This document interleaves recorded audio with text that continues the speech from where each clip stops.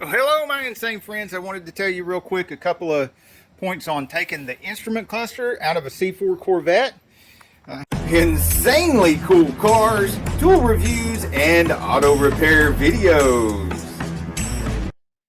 I had a couple of struggles here I wanted to share with you so that maybe you wouldn't have to struggle so much. First of all, when you're removing the big heavy instrument cluster, the very first thing you want to take off is this face plate that goes on the instrument cluster, and two of the screws on the edge go into this piece right here, which you will also be taking off.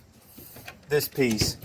You will not have to take this piece off. That's off for some other reason. I'm doing a lot of work here. You'll be able to see all the videos here on the Saneauto YouTube for the Corvette. All right, here you have 1 and 2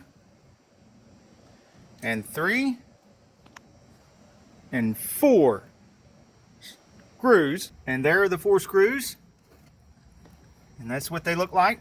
The ones in the middle at the bottom were the hardest to get to. Focus camera.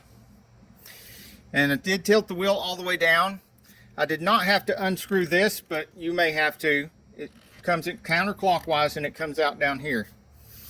This is the lever for tilt. The most difficult thing I had in getting it out was these 2 connectors right here.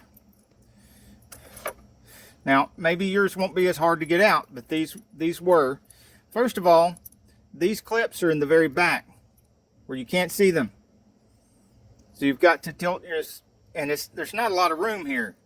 So you've got to get the instrument cluster to come over this way so that you can reach around the back and use a wide flat blade screwdriver and gently pry these away so they release this way, and then get the connector to come back just enough to where they don't catch again, because they're going to try to spring back into place and catch again. They really fight you, or at least these did.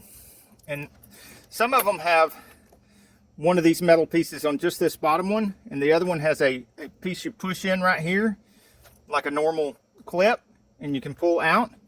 But these 2 right here, once I got the clips loose, they just didn't want to come out, and it seemed like I was doing something wrong and was going to break something, but I wasn't doing anything wrong. They were just really stuck in there. If you can get past that, it's a pretty easy job. You might consider putting a rag or something over your steering column, because you've got the sharp edged metal thing right here that's going to be dragging all over your steering column and scratching it all up. In the comments, let me know what year model Corvette that you have and what you're going to do to it next. Next, I'm going to take this all apart. Not in this video, it's going to be a whole different video, but I'm going to take this all apart and put the rebuild kit in there with the new screens and everything, and I'll make a video of that and show you everything I did. Also, a ton of other video repairs on this Corvette, so check out the Corvette repair playlist. And thank you so much for watching our video.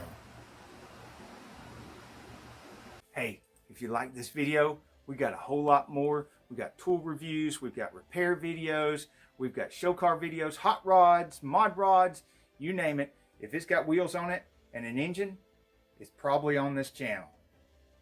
So subscribe, like, and binge watch Saneauto. Binge watch Saneauto.